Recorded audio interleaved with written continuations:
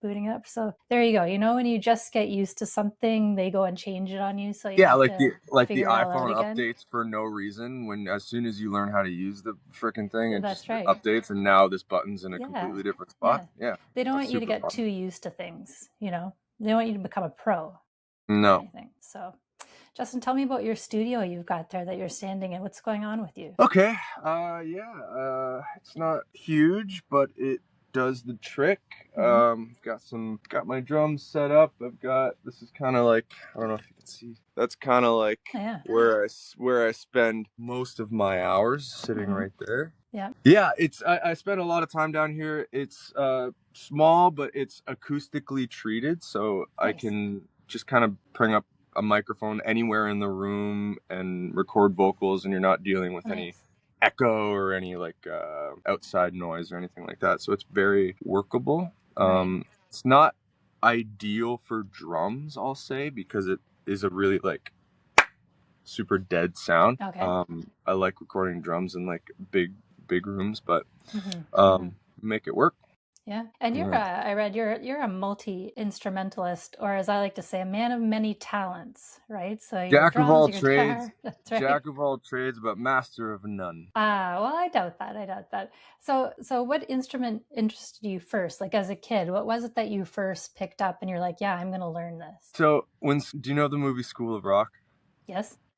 Okay, so when that movie came out, it like I think it just changed my brain chemistry. Okay. Like I was into hockey, I was into baseball, I was into, sports in general before that. Mhm. And then that movie came out and it was just like, okay, now it's this. And so I kind of quickly fell out of the sports world and went into the rock and roll world, and I just kind of became obsessed with all the songs in that movie. So I think my dad played drums or plays drums. So we had a drum set. That was the only instrument that we had. So I kind of just out of just availability went towards the drums first. But we kind of quickly got a guitar and got a bass. And so I kind of started playing drums, bass, and guitar all at the same time.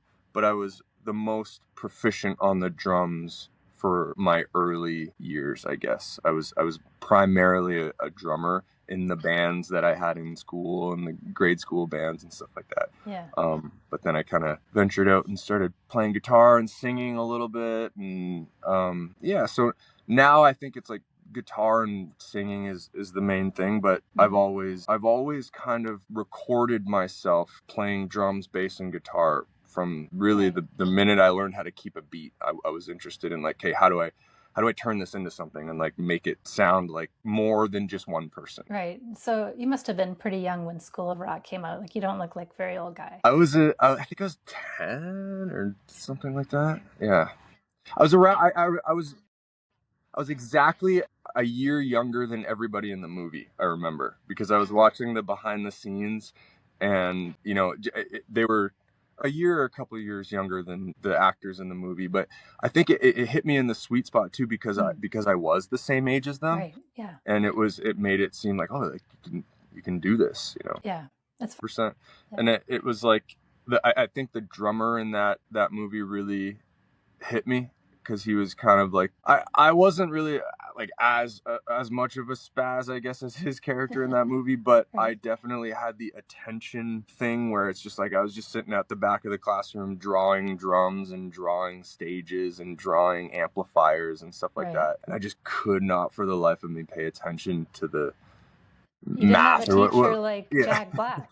No, but then that's the thing. So all of my teachers in my life, like my grade 7, 8 teachers, and then my high school teachers, all were musicians. So like my grade 8 teacher, he was in a band called Focal Point, and I would go see him play like at bars on the weekends, and my Cool. parents would take me to go see his shows and stuff. So I kind of did have like a Jack Black type character Right. as a teacher at that age as well. So I think there was a lot of factors that just kind of really just drove it home for me, like this is your passion, this is what you're going to do, because it was always available to me, and there was Hmm. always these figures in my life that were very inspiring to me at that Hmm. age.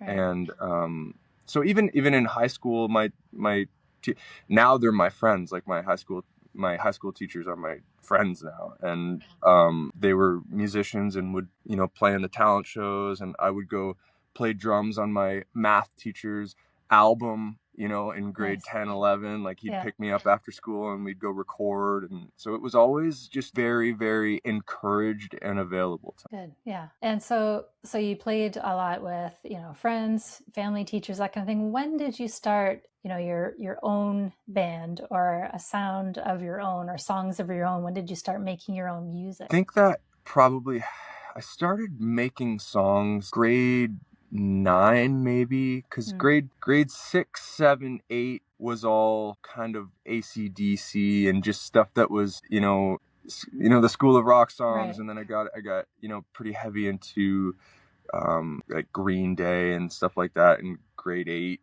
grade 7, 8. So grade 9, I think I kind of, like you have a crush on a girl or something like that, and now you have something to write about, and Right. I just remember kind of trying to put my own words into the cadence of songs that already existed. Yeah. So I'd hear a song and then, I'd go, okay, 7 syllables for this line and 4 for this line. Okay. And I would try and kind of craft my own words within the melody and the cadence of other songs. And I think that's kind of how I learned Hmm. how to do that. Like, Right. and then it just kind of became a hobby, and then just something I would just constantly kind of think about. I'd have a melody in my head in high school, and I would be just constantly kind of throughout the day just filling in the words and filling in the little, Right.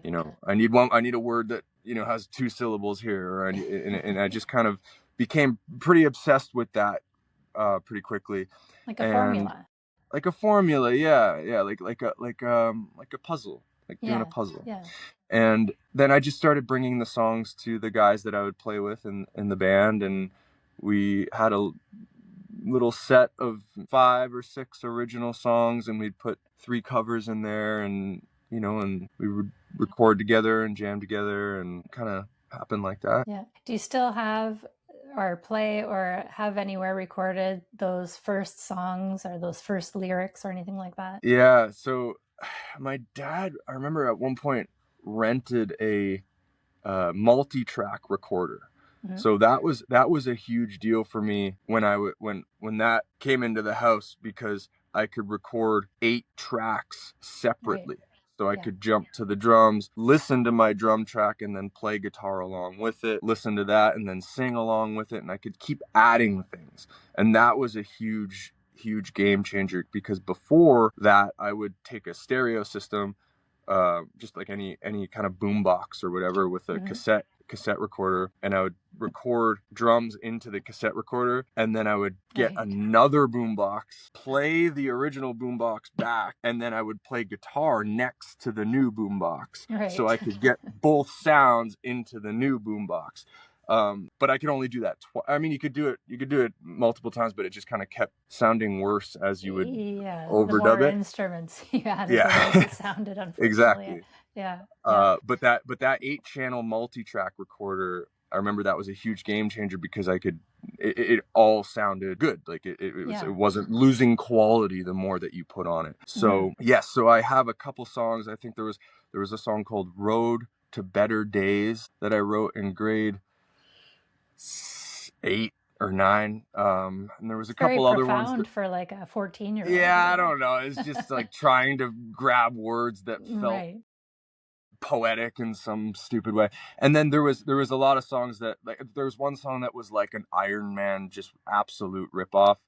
There You was, got to yeah, I think start there's like, somewhere. you got it, yeah, exactly, you got to Yeah. say. And so I read that you continued to play all of the instruments and so forth and produce stuff as a solo artist, but doing all of the music on your own. Is that true? And then eventually it morphed into a multiplayer band? Exactly. So in 2017, I put out an album called Fat Elvis Period. It was this kind of like punk rock album. All the songs were really fast. And I didn't want to like put my name Like it didn't sound like a solo artist. Like I didn't want to put just, you know what I mean? Like, so I wanted like a band name that was kind of silly, and like, and I wanted it intentionally to be perceived as like a 3-piece or a 4-piece or whatever. So I wanted a name with the, and I wanted it to end with an S, like Okay. the Beatles. Like Yeah. I wanted it to feel like a group of people. Hmm. So that's kind of how the Indiana Jones was born. I just made this album for the pure love of it. I didn't really have any like aspirations of even putting a band around it. Hmm. But after that, I kind of just kept writing songs and kept putting out music under that band name. So I would, and it was still at that point just me. Like I made an album called Squalls. I did a bunch of singles around that time. And then Squalls was in COVID, and then there was a bunch of Right. singles and a couple albums after COVID. And Hmm. then 2.5 years ago, I got a group of guys together, and with the intention of like, hey, we're all gonna get into a room and we're gonna kind of do this the old school way and see what we can come up with. And we made an album that is a self-titled album, Right. and that's kind of how it became a band, I suppose. Right. Do you tire of kind of being the only guy, or is there any kind of part of you that's like had trouble sort of relinquishing a bit of the control to other members, or how did that transition work for you? So I think it was the excitement of just having. I think when you're making music by yourself a lot, you start to kind of. It sounds silly, but you start to kind of wish there was somebody there to witness you Yeah. being. It sounds stupid, but like No, I know what you even mean. having Yeah. even having somebody to just simply be there and to impress, like having somebody to be there to impress, or Right. vice versa, or Like to somebody share the experience with. to share the Right. experience with, and to share the excitement with of a Right. new idea, like that joy of unlocking something together with another creative person is like so fun and so like just Right. joyous, for lack of a better word. and Yeah. and I think that the excitement of doing that kind of overrode any like control freak stuff I had going Hmm. on. It was more just exciting, Hmm. Hmm. and it still is. Yeah. And it's a different thing. I still make music by myself as the so, because all the guys that I play with in the band all have other projects, and they're all playing with a bunch of different artists, as musicians do. And so I kind of wanted to give myself the freedom to be able to do that as well, but just within the same name, because the Indiana Drones was a solo project. It kind of went into not a solo project. So I kind of want to still be able to do both. So I've given myself the freedom to still make music the way that I used to, but Right. also make music with the band, and Yeah. have both experiences kind of living simultaneously. So Yeah. Well, that makes sense. Tell yeah. us a little bit about the other guys. So the main other guy, the catalyst of kind of like the idea even to get other members on board, is my friend Brendan Friel, amazing songwriter, guitar player, singer. We started writing songs together. This would be 2.5 years ago now. We started writing I'm talking about kind of that self-titled album. We started writing songs together, and we had 3 or 4 songs that we wrote, and we were like, how do you want to go about recording this? And we tried to kind of just record them together, because that's the way that we both were used to making music, is just we Right. sit kind of in front of the computer, we play the drums, and then we listen back and multi-track and all that stuff. Mhm. And it kind of, at one point he said, I think it was he was kind of the catalyst. Like I said, he said, what if we just get 2 other people and kind of do this like Beatles style? Like, and that was around the time where Get Back was like, everybody was watching Get Back. Right. I think that came out a year prior, but we were both kind of into it at that time. We're like, let's kind of try and give ourselves that like Beatle experience, like with like Right. 4 people just sitting in a room just trying to figure out a song. And so we just kind of reached out to our friend Brandon LaFrancois, who's a drummer in the area, Windsor. He plays with a bunch of different bands. He plays with a country band called Buck 20. Plays with Christy Palace. He's kind of like, he's all over the place playing drums with a lot of different artists. And so we reached out to him, and we reached out to our other friend Grady Kaplan, who is primarily a pedal steel player, but a great bass player and just an all-around great dude. And we just blocked off a week of time over Christmas break, and we just kind of made an album the old school way, you know. Nice. And do you still do some producing? Do you produce your own stuff? Yeah, so that self-titled album was kind of produced by primarily me and Brendan, but everybody, the thing is, when you get a band in a room, like, it's tough to say what is producing and what is making a drum part or making a bass part or making it, because it all has an effect on the entire sound. Fair enough, So I think that when you're playing a band with a band in a room, it's like you're all kind of producers in your own way.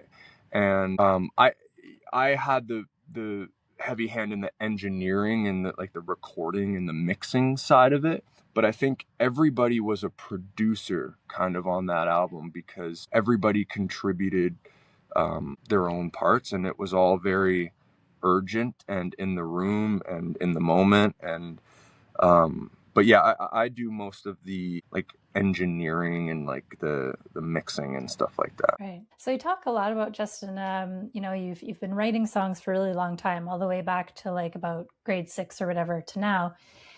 Which one of your songs would you say is the most personal to you? I think it's a good question. I'm gonna struggle. Or any of your songs personal? I mean, they could be totally fiction. There's a blend. There's a blend. There's a I think what I get bored very quickly of certain ways of doing things. So looking back, it's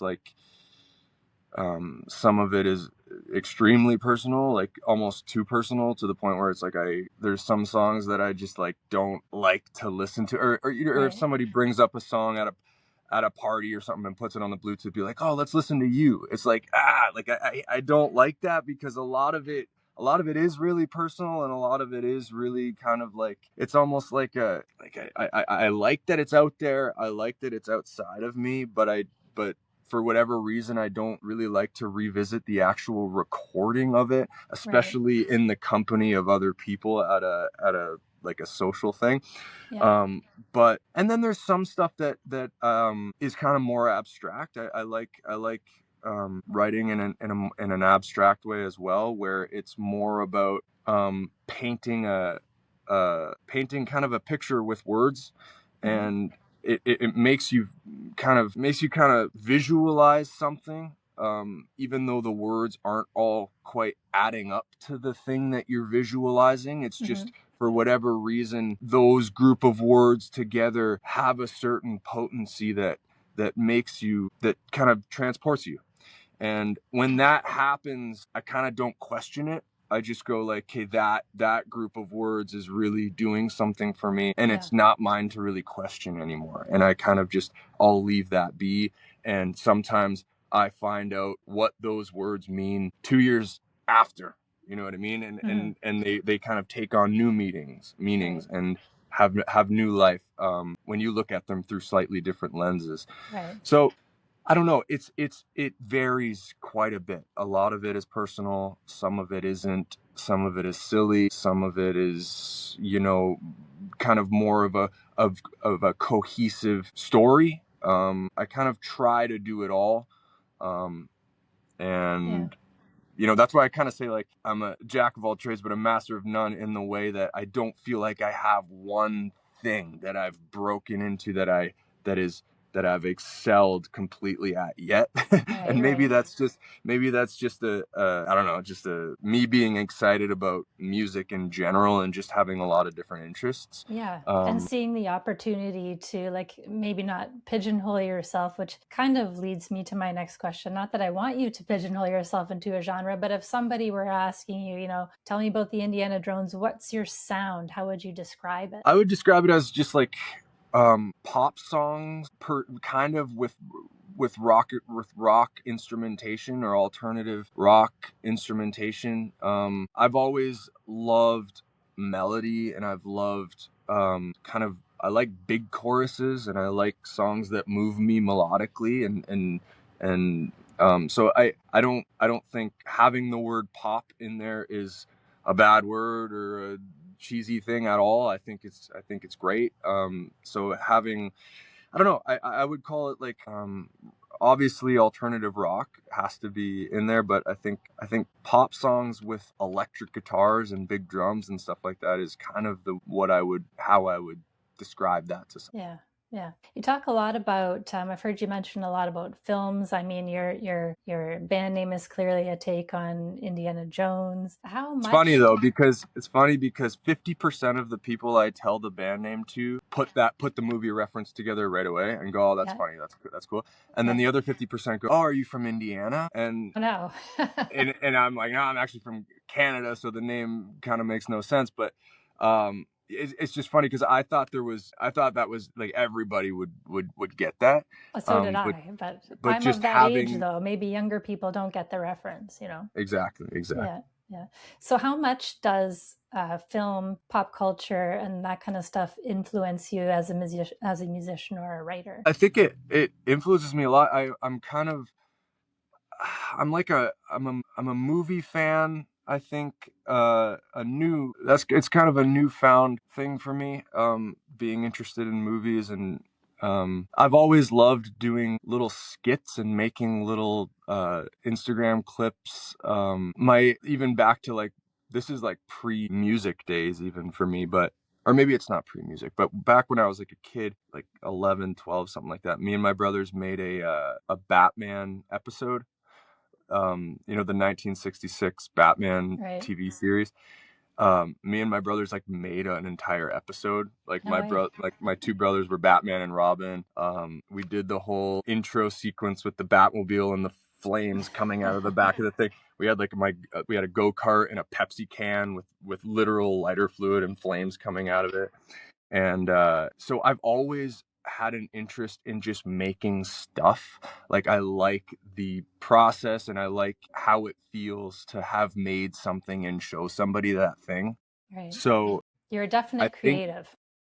yeah, I think it's like kind of like the medium of music has kind of satiated that create or just need to make stuff for me for a lot of years. But the visual side of it is still kind of this like mystical thing to me. Like I'm so fascinated by people that make movies and make and write short films, and just that world is still so much of a mystery to me because I don't know anything about it, and it just feels kind of magical in a way that music did at one point to me and still does definitely. But I kind of know a lot, not that I'm successful or whatever, that's not what I'm trying to say, but I know the ins and outs of how to make music, and I Right. know Yeah. how to do that. So the mystery of it kind of isn't there like it is when I watch somebody making something visual or making a movie or writing a script or doing Yeah. something like that. So I kind of, that fascination kind of feeds the music in a way, because I get to see the same process happening Mm. because they are very similar. But Right. I know nothing about this one, and I know, and I've been working in the music one for a number of years, so it's kind of cool to see the parallels and Yeah. learn things about music through watching a movie.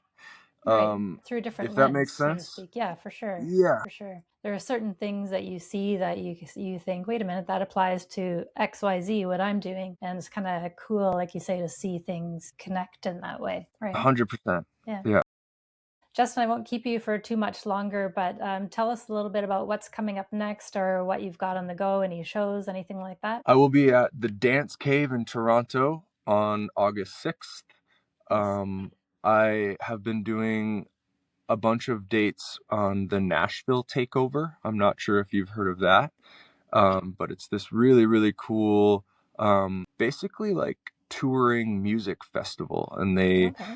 they pick these towns in southern Ontario and all the way out west as well. I'm not really, it's kind of an unspoken rule. You're not really supposed to say which ones you're going to be playing because Right. it A kind of has mystery.